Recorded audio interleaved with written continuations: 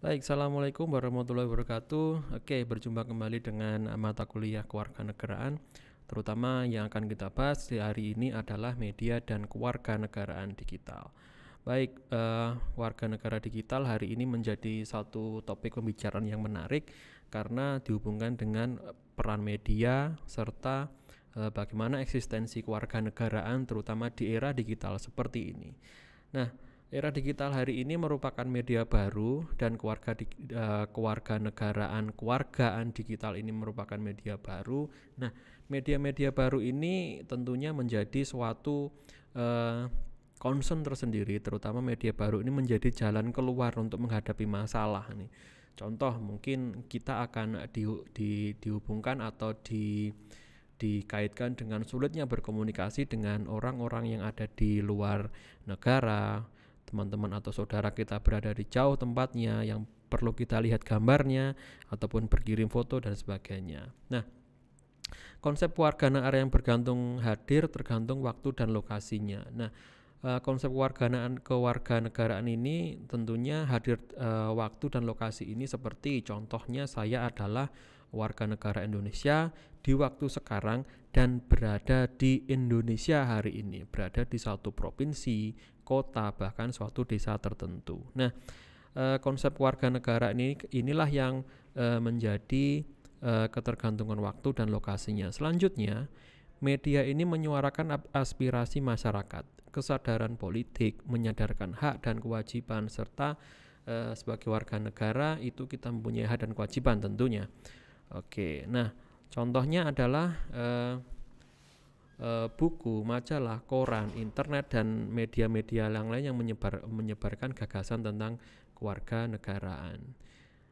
Oke, nah kewarganegaraan dan globalisasi ini muncul di era-era atau di awal-awal tahun 90-an ketika manusia satu orang dengan orang lain diciptakan atau dikuatkan dengan penggunaan istilahnya revolusi industri, penemuan mobil, kereta sehingga mobilisasi manusia biar pindah dengan lebih cepat dengan adanya teknologi. Nah, oleh karena itu definisi kewarganegaraan semakin kabur. Bisa berpindah dengan cepat dari satu tempat ke tempat lain, bisa ke negara atau ke tempat lain, menyeberang negara dengan cepat karena adanya transportasi yang semakin mudah. Nah, dengan adanya perpindahan individu ini tentunya akan menjadi kelompok-kelompok diaspora ini, artinya kelompok-kelompok perpindahan budaya dari satu negara ke budaya yang lain. Nah, oleh karena itu masyarakat perlu memahami kewarganegaraan, kewargaan ataupun posisi kita sebagai warga negara itu dengan media. Tentunya media-media yang mendukung proses dan yang mensupport proses kewarganegaraan dan globalisasi tentunya. Nah, bisa kita lihat di Arab Spring. Di Arab Spring ini di Libya. Tentunya kita bisa melihat kondisi Timur Tengah hari ini terutama di Syria, di Libya, Egypt, di Mesir tahun 2011, 2013 itu sedang terjadi perang saudara bahkan sampai hari ini. Karena apa? Karena media juga. Nah, media kita bisa mengetahuinya Arab itu bisa kita lihat kondisinya karena apa? Ya karena media juga. Beritanya cepat menyebar karena apa? Karena media juga. Oleh karena itu bijaklah kita untuk bisa melihat perkembangan media juga. Oke, selain itu teman-teman masih ingat, Bapak Ibu masih ingat bahwa Umbrella Movement yang ada di Hong Kong ini juga luar biasa pergerakannya. Ini berlangsung sampai 1 tahun lebih, bahkan menjadi tren atau ikon sendiri dengan payung kuningnya ketika gelombang protes di Hong Kong ini menjadi luar biasa dan tidak terkendali sampai akhirnya bisa dikendalikan oleh aparat keamanan di Hong Kong tersebut. Nah, ada lagi yaitu kasusnya Black Lives Matter di Amerika, di USA, karena memang adanya istilahnya ras ya istilah di sini, ras kulit hitam yang menjadi minoritas tetapi diperjuangkan dan menjadi semacam istilahnya identitas tersendiri di USA, apalagi didukung disupport atau dimasukkan ke dalam media-media yang populer seperti Instagram, apalagi yang bermainnya adalah hari ini sedang ngetren adalah TikTok dan sebagainya. Nah, apakah Indonesia tidak mengalami? Pasti mengalami. Bapak Ibu masih ingat, teman-teman masih ingat era reformasi di tahun 98, era tahun 98 ini sedang terjadi krisis yang luar biasa Indonesia dengan simbolisasi atau dengan diturunkannya Presiden Soeharto yang sudah menjabat 32 tahun. Begitu juga dengan tahun 2000 ketika hukum di Indonesia mulai goyah seperti reformasi dan sebagainya lah, itulah yang terjadi. Karena apa? Pergerakan media juga. Nah, oke, ada sebuah apa ya istilahnya ini dari Danah Boyd bahwa along with planes, running water, electricity, and motorized transportation, the internet is now a fundamental fact of a modern life. Nah, inilah yang katanya menjadi kuncinya. Fact of modern life. Jadi fakta di kehidupan modern seperti ini. Faktanya seperti apa ya? Faktanya adalah internet ini menjadi kehidupan atau kebutuhan kita sehari-hari. Kita tidak bisa melepaskan kebutuhan kita dari kebutuhan internet juga. Artinya apa?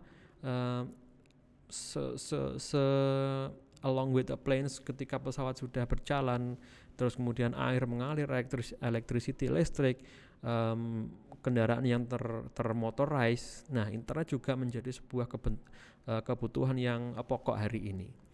Oke, nah di samping itu politik dalam kehidupan sehari-hari juga tidak terlepas ini. Jadi adanya perebutan ruang, kontestasi yang mengeksistensi diri, terus kemudian distribusi barang dan material, ini tidak lepas dari peran internet. Nah, cara kita dalam menggunakan produk-produk internet tentunya kita juga bisa mengkonsumsi produk dan jasa through internet, yaitu dengan makanan, pakaian, informasi, dan teknologi komunikasi.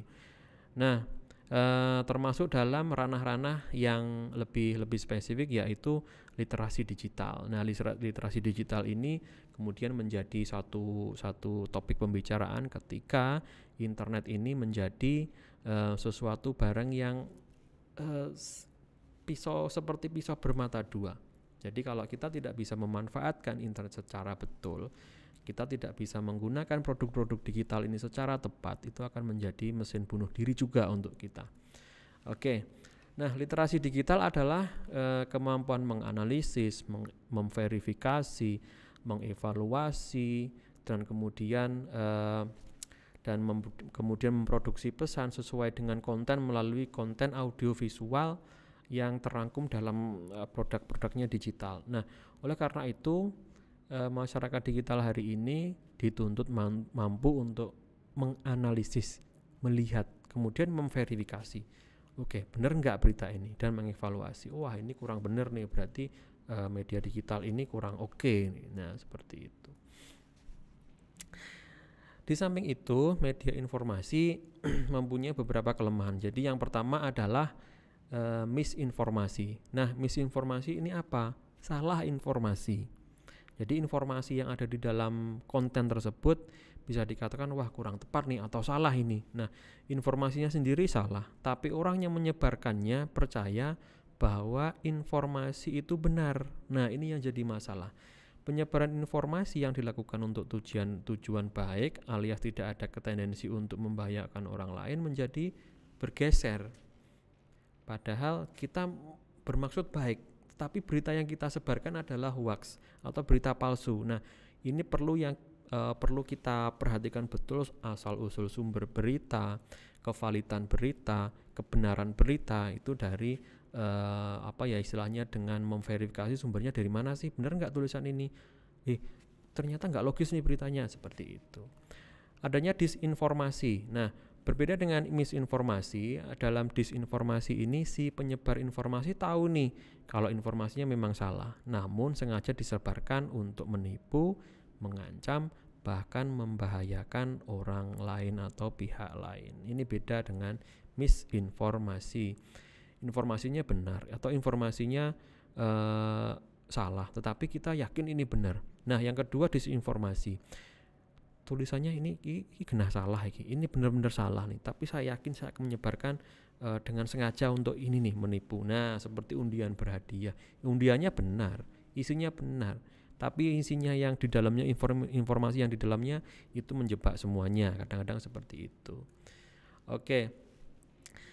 Malinformasi adalah ini, jadi seperti yang saya katakan lagi, dikategorikan dalam hasutan atau kebencian. Targetnya bisa ke pemeluk agama minoritas atau orang yang berorientasi seksual yang berbeda. Nah, seperti itu biasanya malinformasi. Nah, nextnya adalah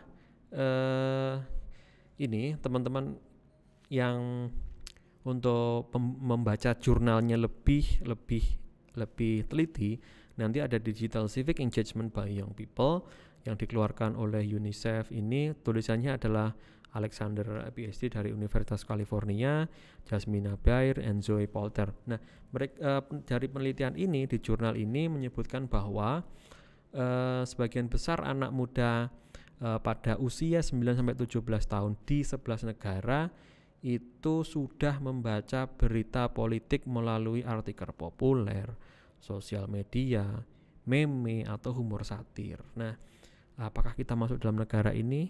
Belum tentu. Nanti kita akan cek. Nah, teman-teman baca sendiri deh.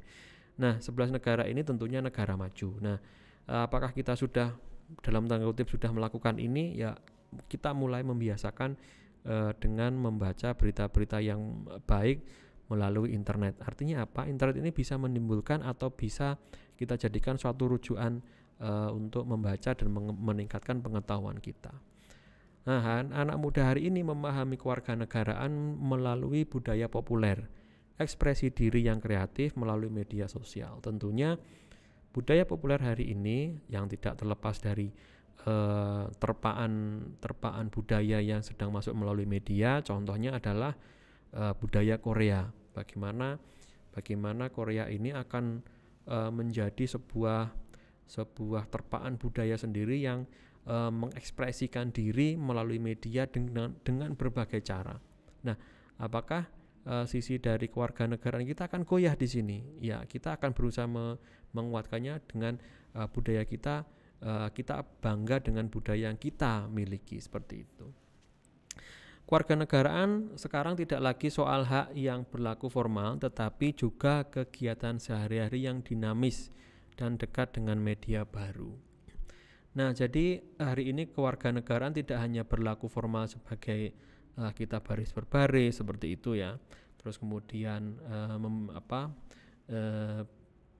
sebagai warga negara dengan taat hukum, itu pasti, tetapi kegiatan sehari-hari yang dinamis ini ya kita ibaratkan lekat dengan kehidupan internet hari ini, apalagi dengan media-media baru begitu. Nah, pelajaran apa yang menarik dari media baru hari ini? Tentunya media-media baru ini juga mempengaruhi eksistensi dari kehidupan kita, terutama berwarga negara. Artinya apa? Warga negara hari ini tidak terlepas dari yang disebut dengan media yang dinamis, batas wilayah, batas waktu, dan lokasi. Oke. Nah, oleh karena itu kita harus bijak dalam menggunakan internet, melihat media baru, dan menggunakan media baru ini dengan bijak. Baik, itu saja yang bisa saya sampaikan. Mohon maaf jika ada kekurangan. Wassalamualaikum warahmatullahi wabarakatuh.